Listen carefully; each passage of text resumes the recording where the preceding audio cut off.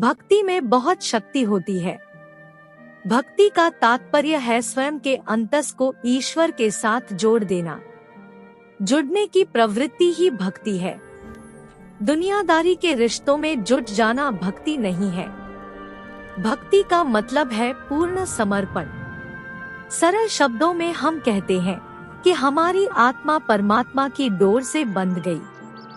ईश्वर के प्रति निष्ठापूर्वक समर्पित होने वाला सच्चा साधक ही भक्त है, जिसके विचारों में शुचिता, पवित्रता हो, जो अहंकार से दूर हो, जो किसी वर्ग विशेष में न बंधा हो, जो सबके प्रति समभाव वाला हो, सदा सेवा भाव मन में रखता हो, ऐसे व्यक्ति विशेष को हम भक्त का दर्जा दे सकते हैं।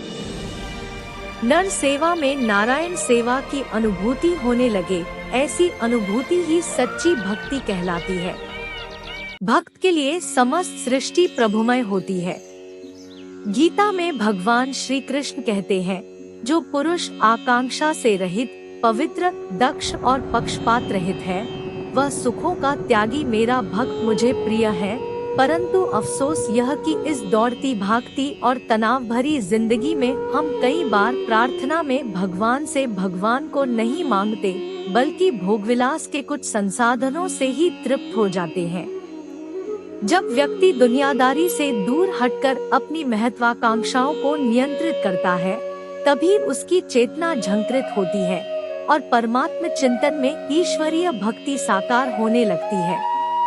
भक्ति थी मीरा की, भक्ति थी चैतन्य महाप्रभु की, बुद्ध की, नानक की और महावीर की। जब सब लोग रात में सो जाएं और उस समय भी जिसके मन में परमपिता को पाने की हुंकार उठे, तो समझे वही सच्चा भक्त है।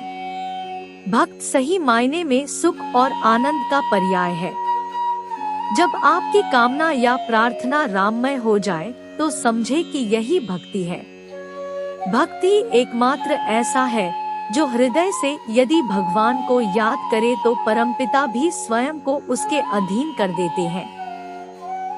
इसलिए कहा भी गया है कि सच्ची भक्ति से भगवान भी भक्त के वश में हो जाते हैं।